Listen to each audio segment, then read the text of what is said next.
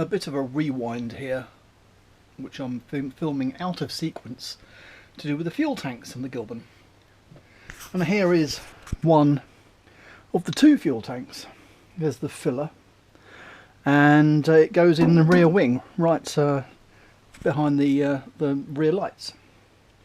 There's two of these things, and there's another one here. So I have got both of them, but not very happy with the design, primarily because of this thing. This is I don't know what size that is, just over an inch, inch and a half tube that goes between the two wings, across the back of the boot, just inside the rear bumper. Yes, I don't think that's a particularly good idea in the case for, let's say, a rear ender, and for that reason I'm not using them.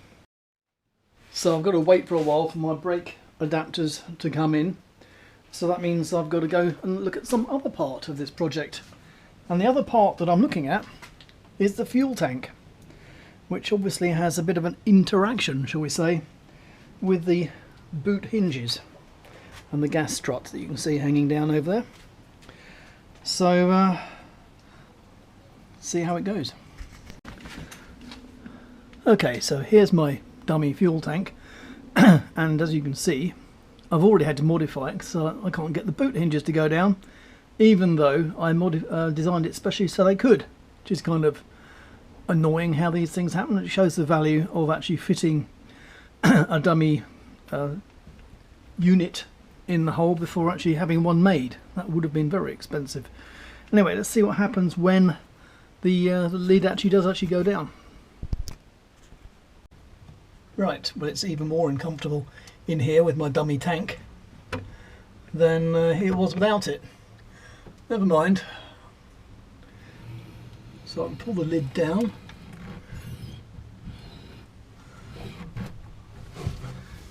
It doesn't latch at the moment, so you may have trouble seeing that.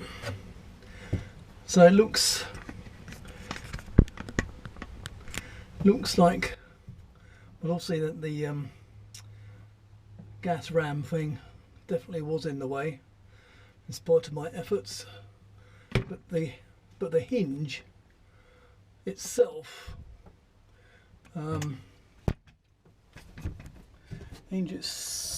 is barely touching.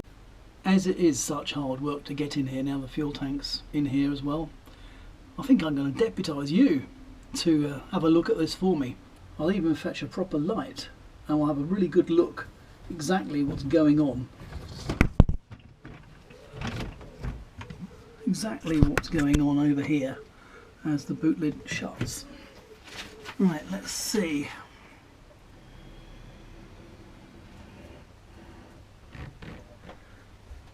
Right, the rubber, I hope, now is resisting, and it now looks like it's closed.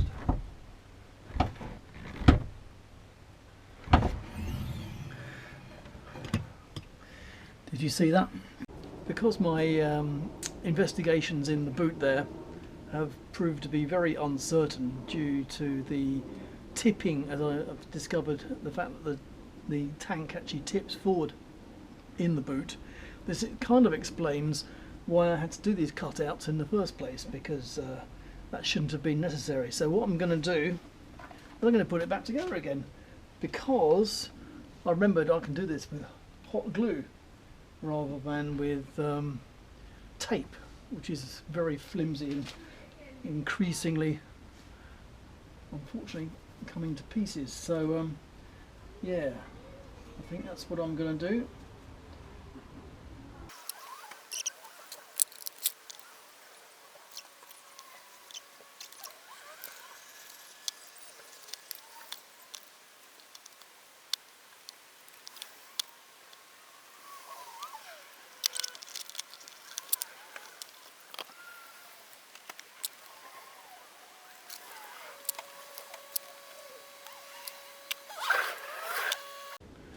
Okay, I've had a change of heart, change of design. I've decided to make the front of this thing triangular. Now it's bit of a mess now. I've been cut around so many times, but hopefully it'll go in. So the bit I've taken off at the top has been added on at the bottom, so the overall tank size will be the same as it was before, I hope.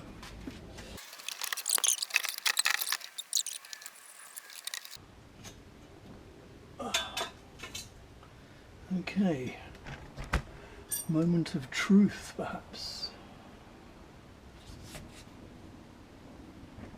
I reckon so. I'm going to put you in there again for a look and see what the clearances are. Is it just clearing, or is it clearing by loads? Let's see what happens as I shut the lid.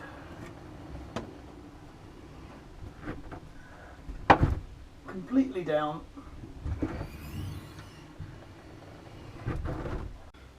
Oh, here's a trick that might not have been possible before, or wasn't possible before.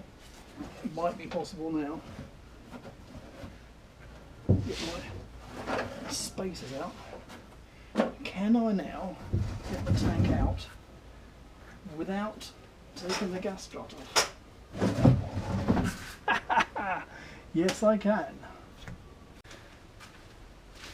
I've got some small progress on my fuel tank concept.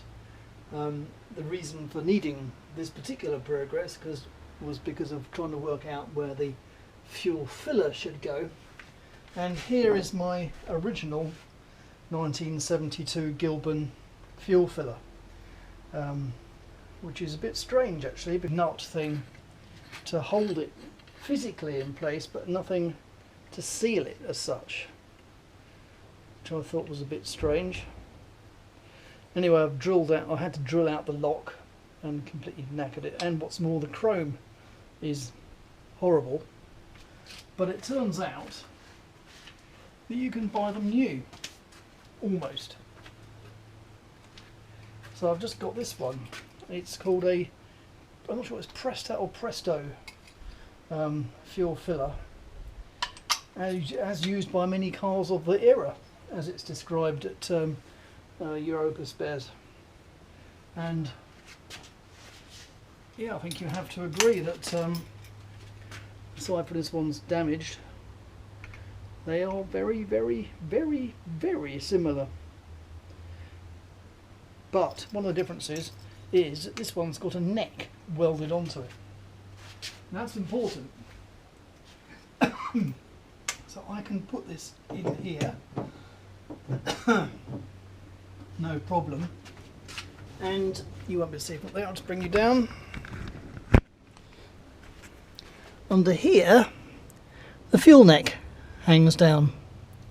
And I think possibly there's some differences enough that I can actually get this to go even further down, but not significantly to affect the height in there.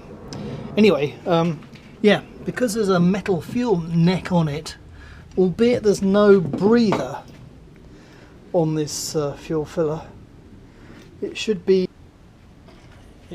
a relative breeze to make a hole in the side of this for a breather.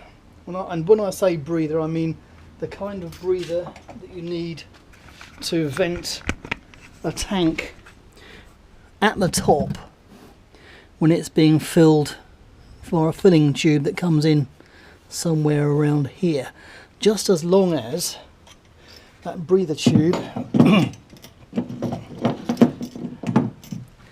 is above the level of the tank, which it is. We should be in business. So I think I might finesse the exact positioning of this thing, and also got to understand, because this one doesn't have a large nut like the original one did. Yeah, so not exactly 100% the same, but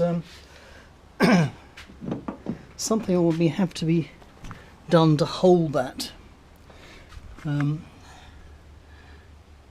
Even if it's the back end of the pipe or something, or I'm trying to think what you could use actually. rubber donut type grommet might do the thing. Actually stick it around the edge of the hole and shove it in. So it might be something I need to get. It's tending to slide around. I think it's because of this slight trumpet shape on the end. Anyway, that's small beer compared to the fact that it's very obvious I can have a breather tube and also this style of filler.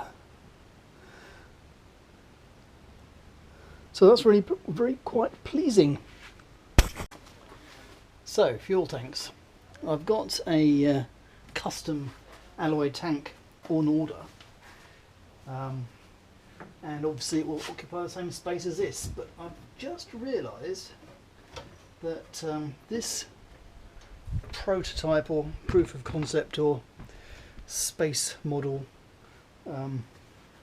cardboard tank is only supported on these two pieces of fiberglass, and I'm thinking, I wonder how much heavier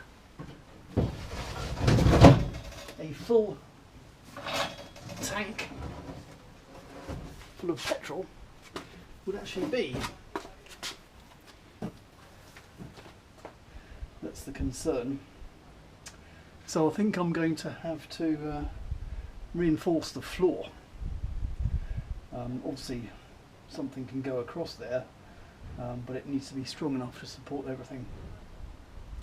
And luckily I've got these two diagonal rails which go into the corners here and on the other side. So I think what I'm going to do is I'm going to weld up some brackets to go in here and here, and I'm going to put a couple of square tubes underneath here simply to support the bottom of the tank. And here we have the finished frame, which hopefully should go in. It is a very tight fit, but it goes in, look at that. And in fact I'll put a central piece in there. Why not, really? Might act as a support bracket for something. Yeah, so this is a support frame for the bottom of the fuel tank. Now, whether because you can see there's still a gap here, whether I pack it upwards or put some piece above that or what have you, slightly remains to be seen until I've got the fuel tank. So I'm going to leave it exactly as it is for the moment, but suffice to say it should do the job. Lovely. Well, now I'm quite excited. I've got a great big yellow box and I'm waiting for a mobile phone to come, but I don't think this is what this is. I think rather more likely is that this is my fuel tank.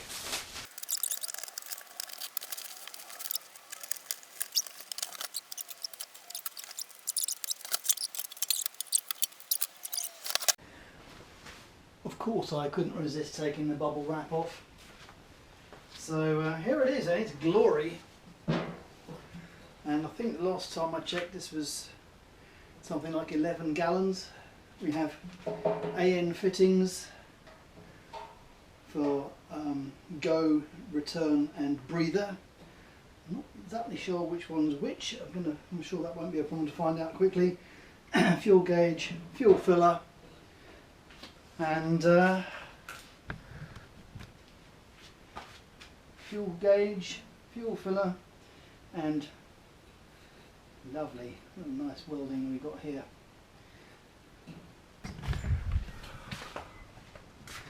And there it is.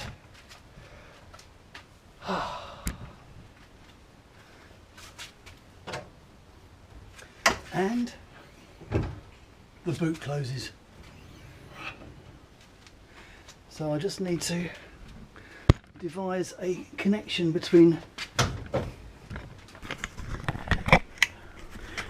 this tube and that tube. Yeah, I might have to do some shortening. Oh well. In daylight now, we have the tank and we have AN fittings for flow and return and one for the breather. But one of the things I need to do is make sure my filler neck, because the filler neck here is halfway down, there absolutely needs to be a filler going back up to the filler neck on the outside of the car, which is here. And so what I'm doing right now is I'm welding on a filler breather tube so that it can connect up to the one on the tank. And when you put the fuel filler thing from the pump in there, which will go down well below the level of this, we should have no problem at all in filling the tank.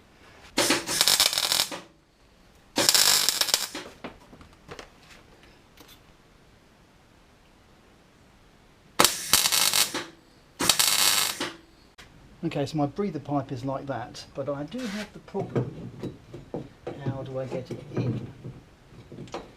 And yeah, I think the only way of doing it is to cut a notch in there. And there we are. Okay.